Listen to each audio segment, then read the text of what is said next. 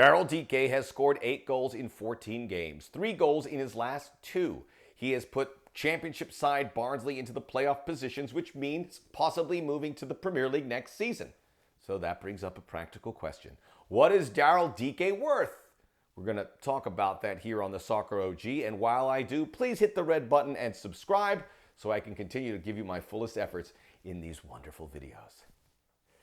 Daryl Dike went on a loan to Barnsley in the English Championship. The Championship is the second league in England behind the biggest league in the world, the English Premier League. It's the biggest league in the world because of money. They got it. You want to be part of that party. So a lot of clubs in the Championship, hoping to maybe move up to the Premier League, didn't have money because of COVID, so they made loan deals, which brought Daryl Dike over. Swansea brought in Jordan Morris and Paul Areola. That couldn't have got any worse for them. Injuries decimating that effort for Swansea. A lot of guys come in and they never get into that fabric of the team and certainly don't start. The exact opposite of Daryl Dike. He got into it. He starts every game, and now he's starting to score goals in every fixture. They went from mid-table to 5th. Now, the top 2 teams in the Championship, Norwich and Watford, are not going to get caught, but Barnsley will probably fall in between 3 and 6. If you make it to the Premier League, it means tens, if not hundreds of $1 million for your club. You become in the spotlight. Now the trick is staying up there. And Barnsley's going to want to stay up there. So what is their best bet if they won that playoff to stay up there? You betcha, keep Daryl Dike. You're not going to stay in the Premier League if you immediately part ways with arguably your most important player. Can I describe him as that? The numbers would suggest it. If you want to stay in the Premier League, you keep that group intact. So Barnsley's going to be a candidate to spend what? The number that's being thrown out is 20 million, and that should be the bare minimum. And I'll tell you why. I would hope it's a little bit more because everyone needs a striker. Look at the strikers in the Premier League. Look at the strikers in the Championship. Look at what their value is. And Daryl Dike at $20 million, which I set that number, is an absolute steal. He's only 20 years of age. He is getting better. He is a physical player in a physical league. That is the MO of the Premier League. So who's going to get him? We have heard that $10 million offer, which was turned down by Orlando City. We have heard several clubs in the Big Six, the 2 Manchester clubs, Arsenal, Chelsea, Tottenham Hotspur, and Liverpool, may be interested. You look at some of the players that score goals in the Premier League, and how does Dike compare? One guy who played in the Championship was Tammy Abraham, and he's with Chelsea now. He is valued upwards of $40 million.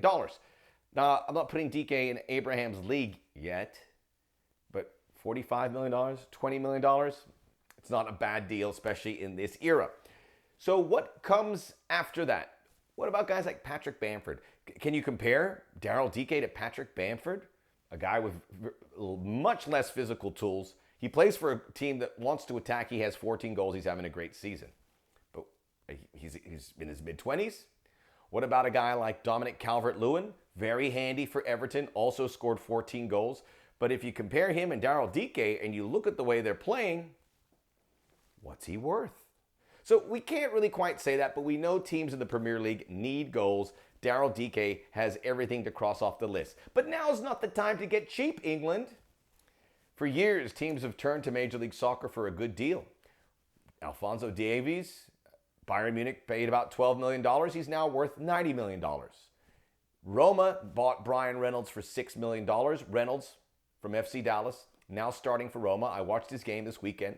Did not play well, yet he stayed out there for the full 75 minutes. Methinks they want him in that group moving forward because he can do stuff that not many can.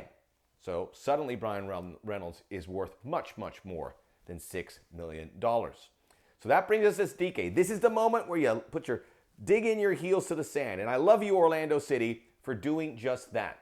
But based on what we see, and all the love for Orlando City, we don't want to see Dike go back there. He is trending. We need him there because he could potentially be scoring goals in the biggest league in the world for one of the top clubs in the world. American players are hitting their spots everywhere. So being American, that's out the table. Look at him for what he has. And he is worth $20 million. I'm going to go for some comparisons here.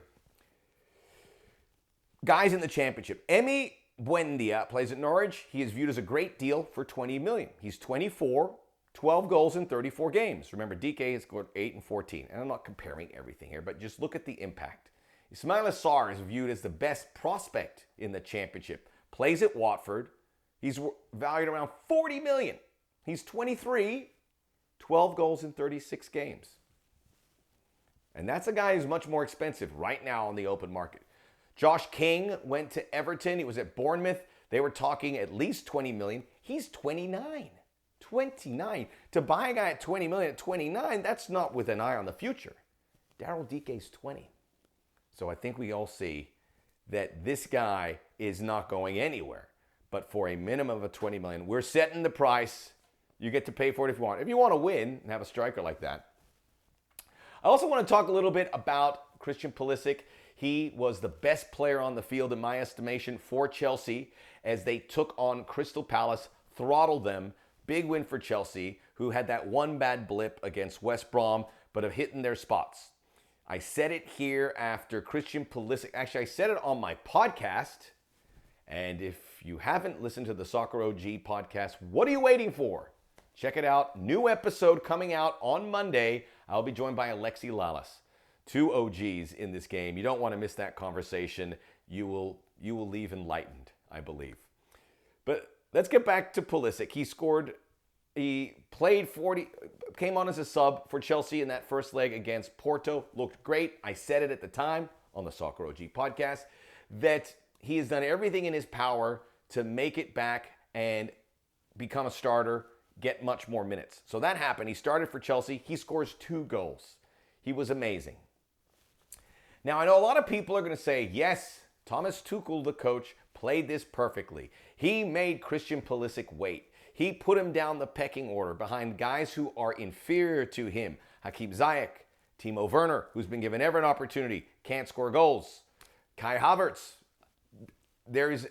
Christian Pulisic can do things that very few players can. He rises above all those guys. Mason Mount, as good as Mason Mount has played, Christian Pulisic, talent-wise, is better than them all, and he delivered. He has been a real good camper. Remember when he came on for 2 minutes in a game and he kind of shrugged and said, I'll do it. He could be a pain in the rear right now for Chelsea and be a diva and say, I want to leave the club. But he didn't. And now he is playing these minutes. This could have gone horribly wrong for Chelsea and for Thomas Tuchel to try and show who is where. Because Christian Pulisic could very well be the reason Chelsea win a Champions League here. They're gonna get to the semifinals. Why not make it a little further? Christian Pulisic offers that difference. I don't know how much he's going to play. I am just bringing this up with Christian Pulisic so I can make this point. This isn't happening now because of something Thomas Tuchel did. Christian Pulisic revival is based on what Christian Pulisic did. Chelsea got lucky because it all happened because you have a guy of this mettle. And Thomas Tuchel should not get any of that credit. He should just be thankful that Christian Pulisic didn't dig his heels in and said, hey, I'm not playing. Chelsea, Christian Pulisic's your guy. Well done to Christian Pulisic. No one's happier to see him. Now we're going to stay healthy and we're on our way. Make sure you subscribe to the Soccer OG on YouTube and the podcast. We'll all be a lot better off. Especially you. You're going to get smarter.